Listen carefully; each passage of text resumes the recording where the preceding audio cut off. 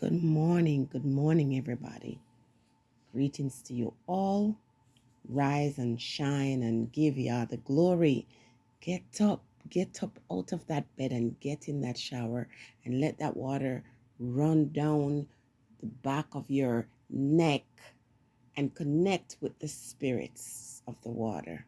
It's a beautiful day, and you are going to decide that from early in this day. You're saying, I'm not going to let anyone or anything interrupt my joy or my peace. Now, this photo is one that I will use today and other days when I'm trying to say, girl or guy, that's a real question. You have me thinking. I see you. Now, Keisha Foster, you asked a question, and I think it's a very good question. It really had me thinking and just conversating with my partner about that question. And we had two different opinions, but in the end, we converged on a main idea. The question you ask is, how do you know that you're ready for a relationship? And it seemed like a simple question, but I think it's deep. It has layers. A very good question for everyone to think about before they enter into our partnership with someone else. So before I get into answering the question, I'm going to say that after my first relationship was dissolved and I felt comfortable being alone, raising two small children on my own, I was very happy to be a single person.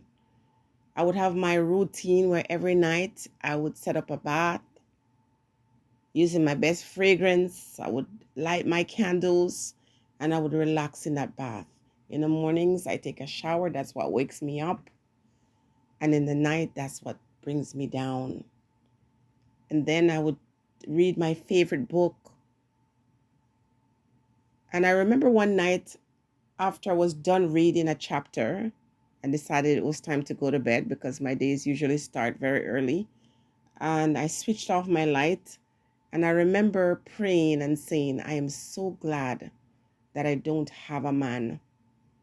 I literally was giving praises and gratitude for being a single person because I had a kind of peace, a great peace that I didn't want to sacrifice.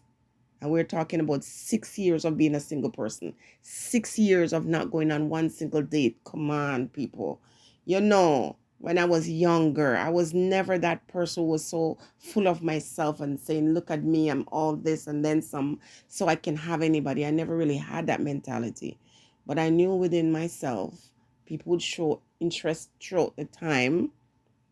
Yeah, guys would stop in their vehicle and offer me a ride or give me their number or say something about my hair. That used to be the thing that people used to compliment me on in the past. Guys would stop to ask me if that was my real hair or ask me if I was wearing a contact. So nothing was wrong with your girl.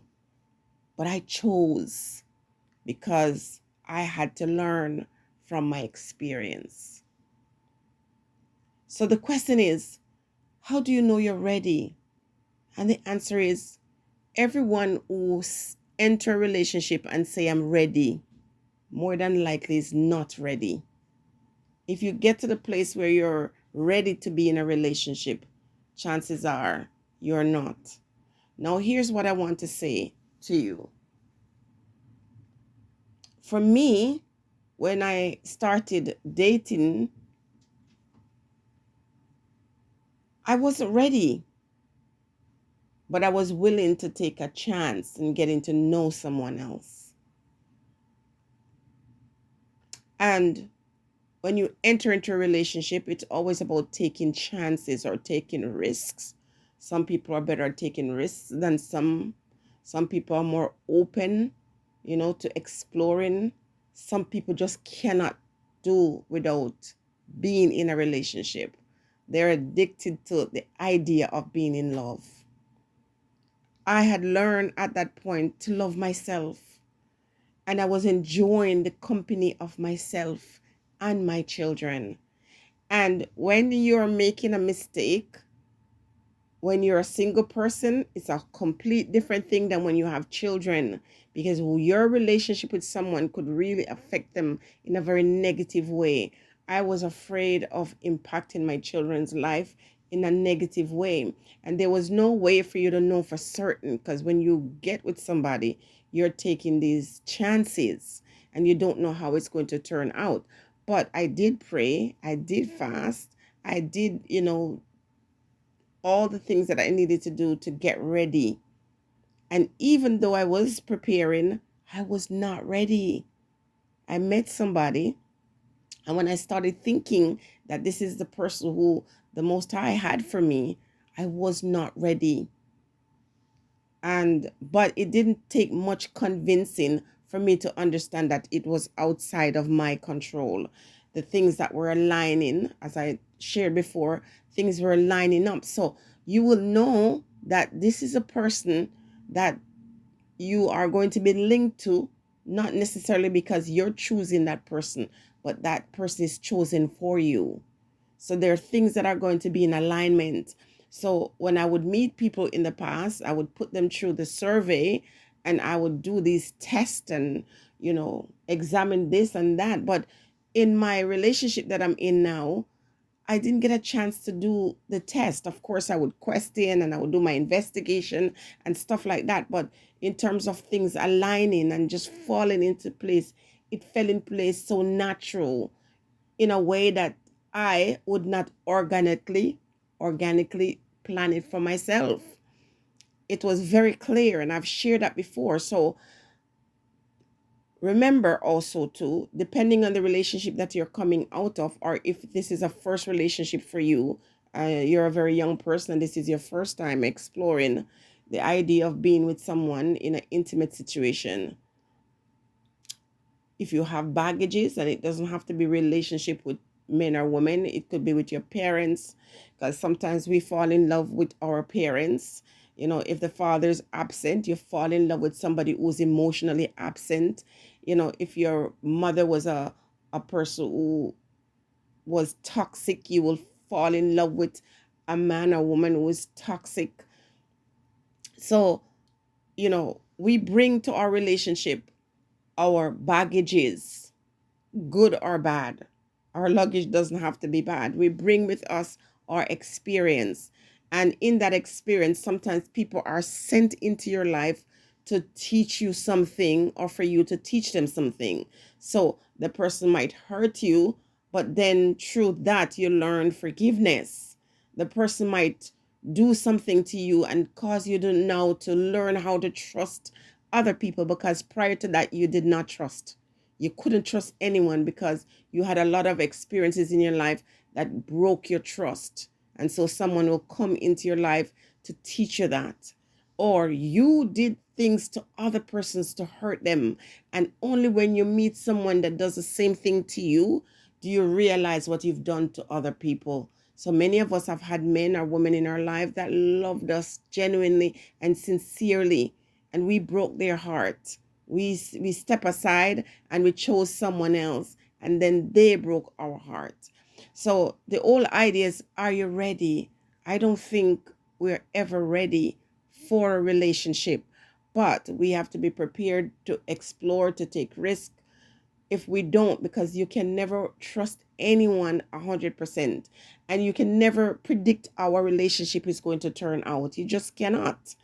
And so you have to mentally and physically and spiritually prepare yourself for this relationship by taking care of who you are on the inside, taking care, loving yourself, doing the things for yourself that you would want to do with a partner.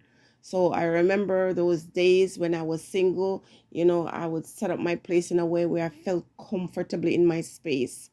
And buy satin sheet for my bed and satin pajama, just luxurious things that made me feel good about myself. Beautiful fragrances and scents and candles and things that, ignite passion within me. So that when that person come into my life, they come see me doing the things that I like for myself.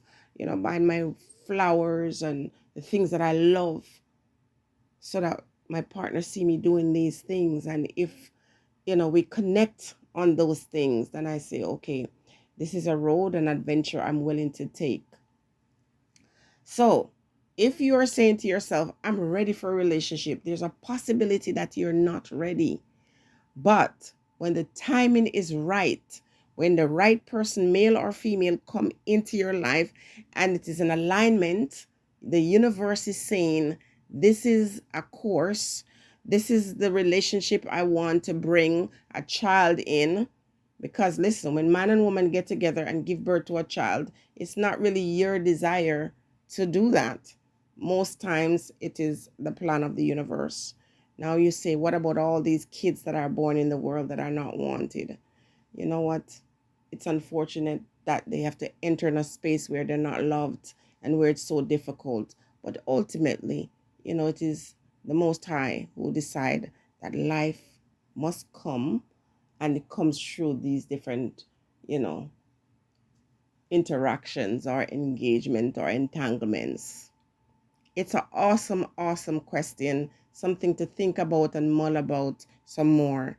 Now, Caroline, you have my day started. Friday started off beautifully because your comment, I looked it up and I realized the song is from Barry Hammond, Step Aside. And I'm loving it. I'm feeling that vibes today. And so I'm going to ask you all to share your favorite song. Put your links under here and let's just have a fantastic day.